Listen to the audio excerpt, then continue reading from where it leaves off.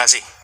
Sebelum saya menjawab pertanyaan itu, saya mengklarifikasi tadi data yang meleset. Maaf Pak Prabowo, angkanya terlalu kecil.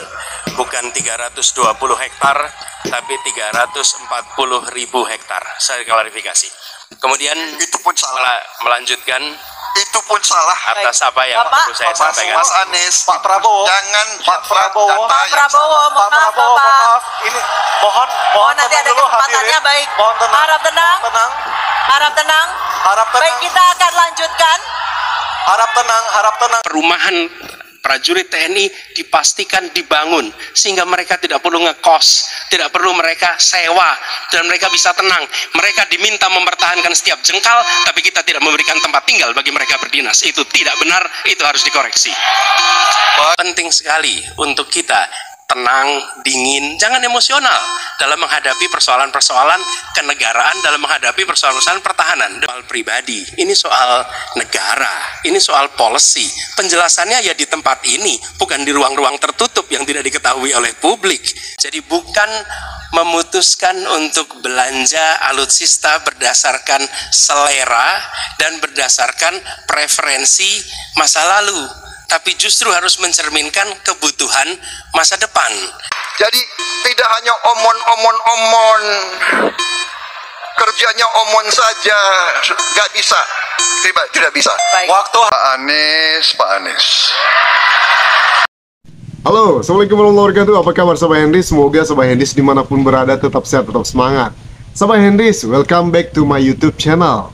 Dari awal debat saja Pak Anies Baswedan sudah tancap gas ya, menyenggol dan mencoba memancing emosi dari Bapak Prabowo Subianto.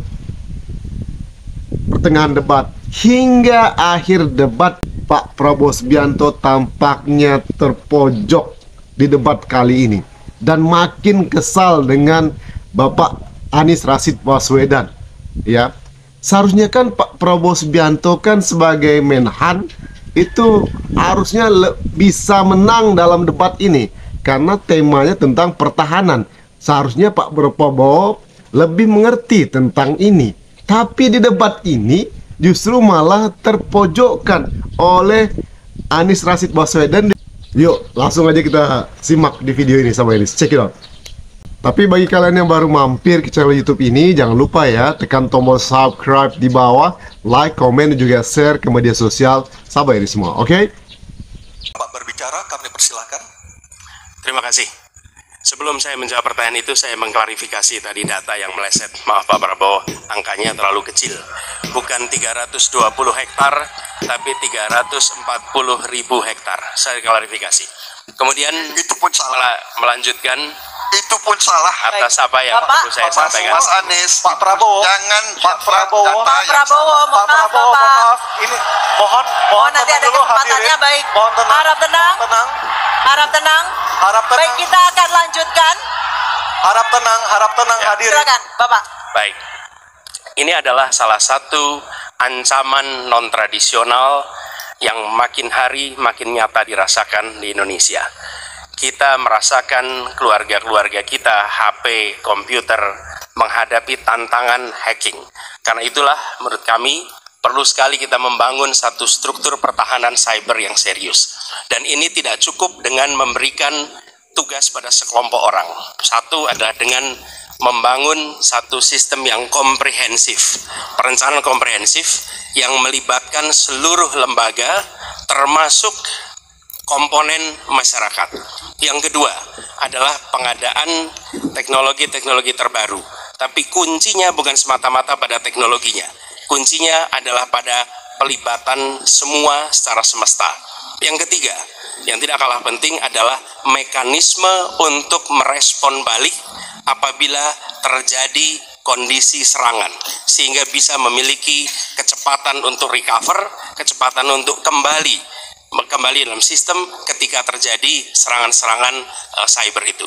Jadi menyusun ini, satu adalah melibatkan secara komprehensif, yang kedua menggunakan teknologi terbaru, yang ketiga sistem recovery yang cepat. Terima kasih. Baik, terima kasih Pak Anies. Kami persilakan kepada calon presiden nomor urut 2 Bapak Prabowo Subianto untuk menanggapi calon presiden nomor urut 1 dengan waktu 1 menit saat Bapak berbicara akan dimulai. Silakan Pak. Iya, sekali lagi ya saya berpandangan Pak Anies juga terlalu teoritis. Semuanya bagus, indah, tetapi yang nyata tentang masalah AI, cyber, teknologi tinggi dan sebagainya adalah sumber daya manusianya, awaknya. Saya begitu jadi menteri, saya membentuk 4 fakultas baru di bidang sains, teknologi, engineering, dan mathematics. Kita menyiapkan putra-putri kita terbaik untuk menguasai teknologi, untuk menguasai sains, untuk menguasai artificial intelligence, untuk menguasai cyber. Bukan barang yang kita beli, kita harus kuasai know-how-nya, kita harus kuasai sistemnya yang harus kita pegang. Dan menurut saya itu adalah inti daripada masalah. Tidak hanya bicara-bicara yang baik-baik saja. Waktu sudah habis Pak Prabowo. 1 menit. Memang benar, membangun sistem itu salah satunya, satu adalah perangkat lunak, satu adalah perangkat kerasnya. Dan itu salah satunya adalah seperti disampaikan terkait dengan sumber daya manusia.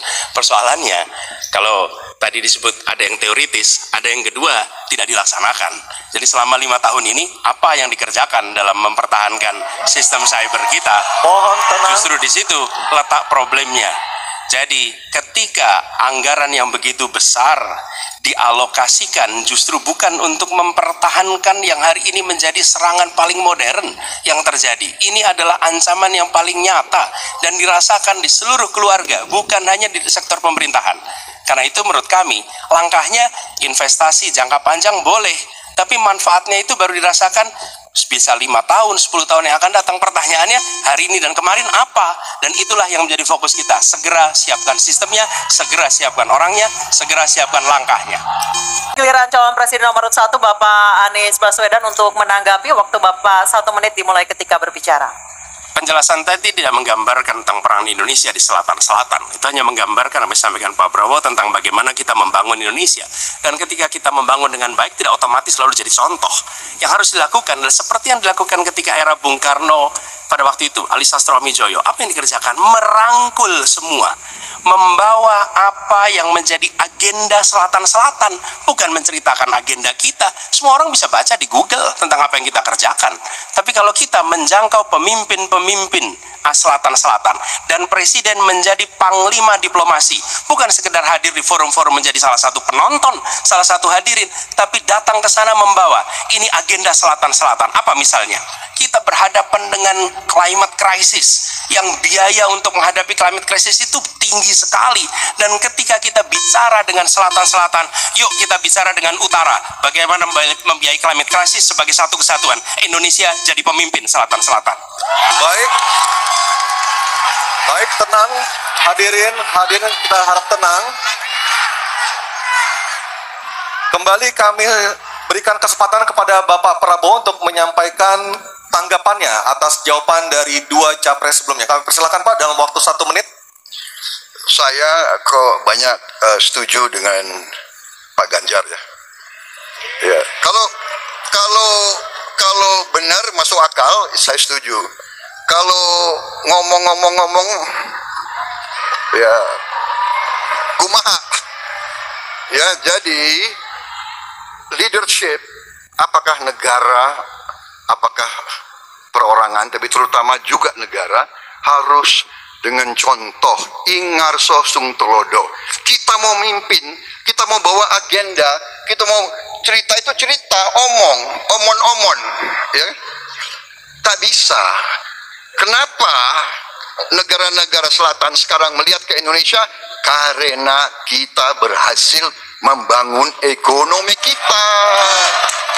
Sebaiknya disebutkan berapa persentase yang ideal, Pak, untuk kita di Indonesia. Kalau hanya mengatakan bahwa kita termasuk yang terbaik, berapa angkanya? Menurut hemat kami, kita harus bisa mencapai maksimal angka 30% dari GDP, sehingga kita aman di bawah 30%. Dan itu caranya apa?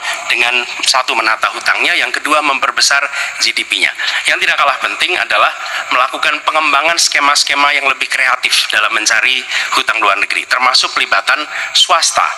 Lalu memastikan bahwa ada perluasan wajib pajak yang harapannya nanti akan memperkuat juga GDP kita, di samping mengurangi kebocoran pajak.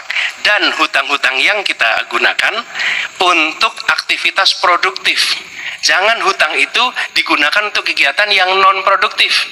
Misalnya hutang dipakai untuk membeli alutsista bekas oleh Kementerian Pertahanan. Itu Saya cukup kaget karena beberapa hari yang lalu calon wakil presiden Bapak menyampaikan bahwa negara kita tidak dalam keadaan perang, sehingga untuk apa kita harus beli alat-alat perang. Tapi hari ini Bapak mengatakan Bapak setuju dengan kenaikan anggaran 1-2%.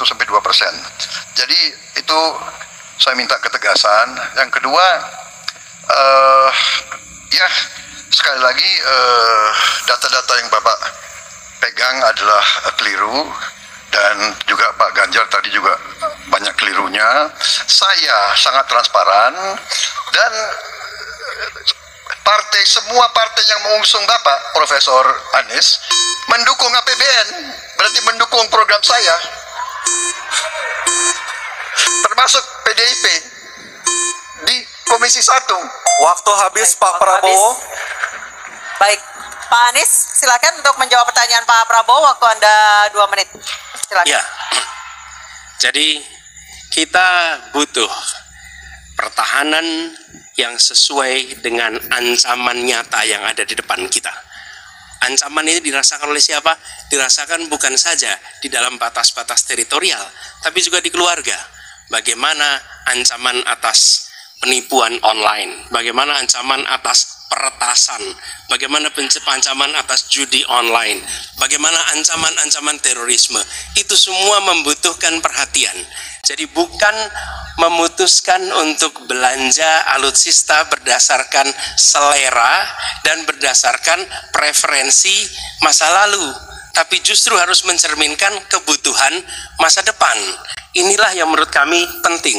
Ya, anggarannya perlu kita tingkatkan, tapi jangan keliru, ancamannya juga mengalami pergeseran. Jadi itulah sebabnya mengapa kita melihat perlunya ada strategi yang baik. Supaya apa? Supaya kekuatan yang kita miliki, mereka bisa bekerja dengan optimal, tidak sia-sia. Lalu Pak Prabowo yang saya hormati, ini bukan soal pribadi, ini soal negara, ini soal policy. Penjelasannya ya di tempat ini, bukan di ruang-ruang tertutup yang tidak diketahui oleh publik. Justru kalau Bapak ketahui datanya salah, tunjukkan di tempat ini sehingga publik bisa mengetahui, bukan dalam pertemuan-pertemuan lain yang tidak jelas dari mana kita bisa menilai akurasinya. Jadi menurut hemat kami, bila ada di antara kami yang faktanya keliru, Bapak tunjukkan. Tapi kalau Bapak tidak menunjukkan, berarti memang faktanya benar. Itulah kenyataan yang ada di lapangan. Dan ini juga yang selalu kami gunakan. Kami gunakan fakta-fakta itu. Itulah sebabnya, Pak, kami melihat penting sekali untuk kita tenang, dingin, jangan emosional dalam menghadapi persoalan-persoalan kenegaraan, dalam menghadapi persoalan-persoalan pertahanan. Demikian jawaban kami. Terima kasih. Baik, terima kasih Pak Anies. Oke, tenang dulu. Tenang dulu. Tenang Bapak dan Ibu, mohon tenang supaya kita bisa mendapatkan intisari dari jawaban maupun pertanyaan dari ketiga capres kita ini. Dan kami persilakan Pak Prabowo untuk menanggapi Pak Anies dalam waktu 1 menit, Pak. Kami persilakan Pak Prabowo. Pak Anies,